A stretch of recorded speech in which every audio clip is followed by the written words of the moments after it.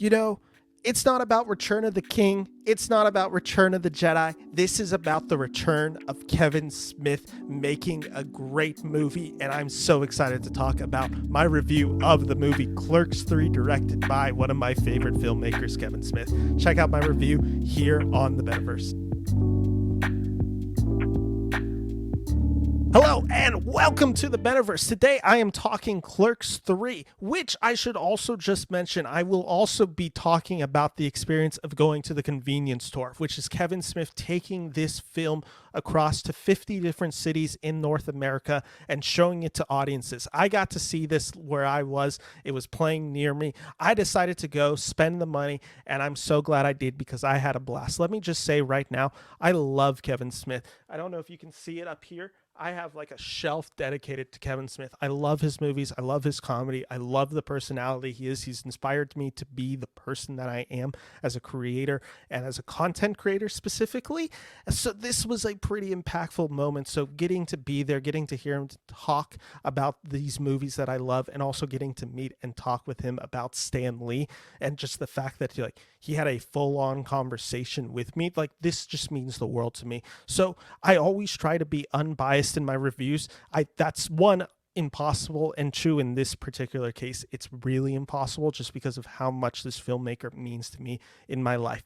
With all of that said, though, I think the easiest thing that I just get to say about Clerks 3 is it's a really good movie. I was so surprised with how much I love this movie. I had gone in, I've seen some of the past few Kevin Smith films, and while I like them or dislike them to varying degrees, it was still always one of those things where I was always going to give him the support, because again, when you just have somebody that you like and respect like that, you're still just going to see those movies. So while Jay and Silent Bob Reboot and Tusk, they're maybe not the best movies ever made, I still had a level of respect for them. Can't say necessarily the same thing about Yoga Hosers, but even there's still scenes. But with this all said, I went into Clerks 3 just expecting to have a good time, to have a meaningful time, just getting to hear Kevin talk about this film. I didn't expect to come out of the movie sobbing my eyes out, laughing my ass off, just having an all-around good time. When Kevin Smith speaks from the heart, that's when his films really shine. He is a really authentic, honest writer. And in this movie, that's displayed in no other. Just like the amount of emotion he is able to just generate in this film is incredible. And that's because this film's largely based on Kevin Smith's life. Now, the Clerks films have always been based on Kevin Smith's life. Of course, he works as a convenience store. He makes this film. He mortgages basically everything to fundraise $27,000 to make the first Clerks film, and that's what starts his pretty amazing career. It's a pretty aspiring story, and that's what Clerks 3 is about. It's dealing with the legacy of that first film, of the Clerks film, while also just dealing with Kevin Smith's legacy himself as a person. For those of you who do not know, Kevin Smith suffered a really serious heart attack in 2018, known as the Widowmaker. He was really young. I think he's 48 or 49 when that heart attack happened. He ends up losing all this weight. It's a pretty also inspiring story in that case. But this film is about that. Film is about him experiencing and having a brush with death.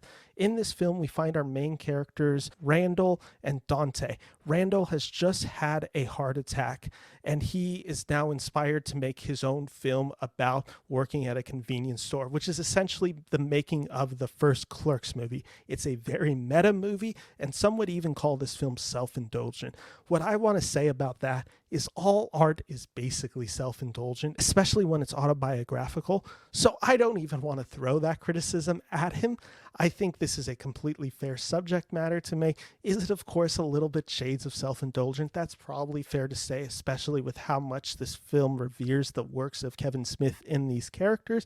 But again, this could feel like very much nostalgic bait. And had this film just been comedy, had this film just been recreating shots from the first Clerks film, bringing in the familiar faces from the Kevin Smith movies, bringing in familiar actors, I think this film would still be entertaining for me as a fan of Kevin Smith and as a fan of the Clerks films, but it wouldn't be emotionally satisfying.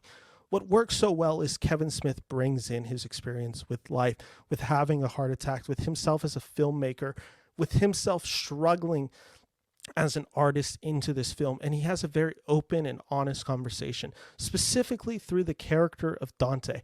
the actor Brian O'Halloran, who plays Dante in this movie, is giving a really credible, great, dramatic performance. He has always been I think for these films, he has been good because that's what like they needed him to be. But in this film, he's actually giving a legitimate dramatic performance where he is really asked to do stuff out of his comfort zone, and I think he delivers it in spades. This guy is really powerful in the film. He has some of the most emotionally heartfelt scenes, and one scene in particular is maybe just the pinnacle of Kevin Smith's career. It might just be the best scene he's ever directed as a storyteller and as a director of actors. I was really impressed with what he was able to do in this.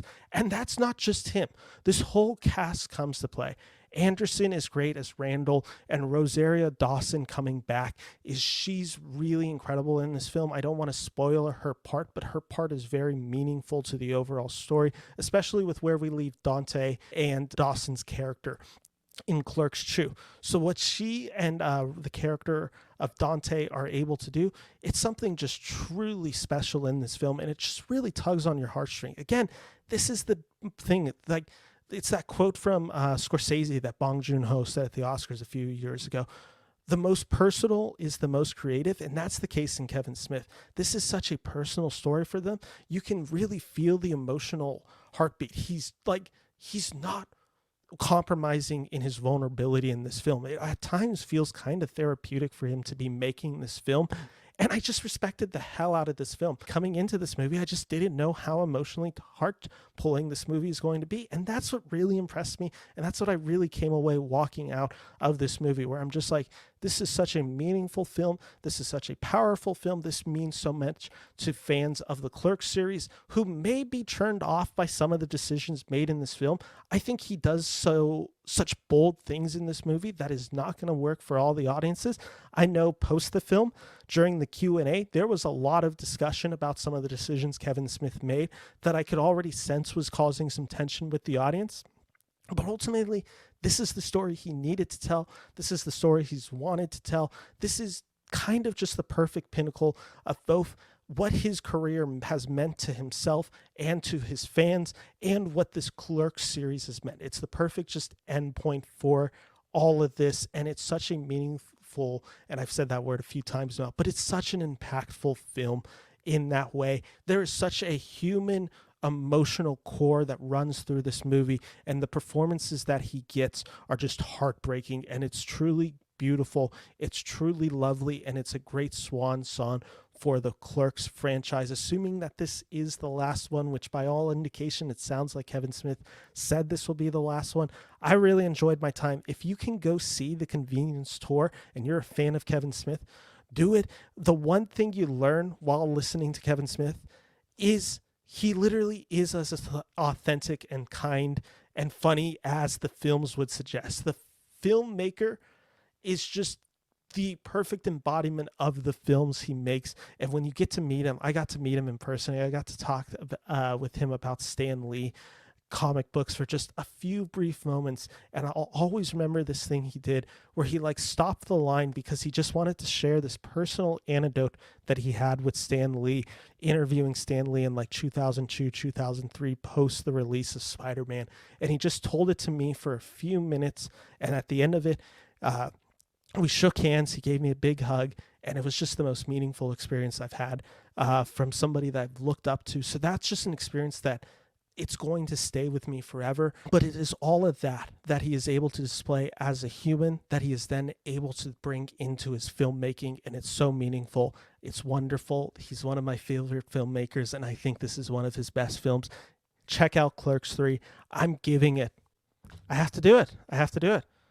4 out of 4 stars for Clerks 3. With that all said, thank you all for listening to my review of Clerks 3. If you've seen this movie, let me know what you think. If you're a big Kevin Smith fan, let me know what your favorite movie is of his. Mine's probably has to be Chasing Amy, although I love Clerks 2. I really do. If you like this video, make sure to like and subscribe to the Beneverse to hear more reviews. Thank you for all watching. Take care. Bye-bye.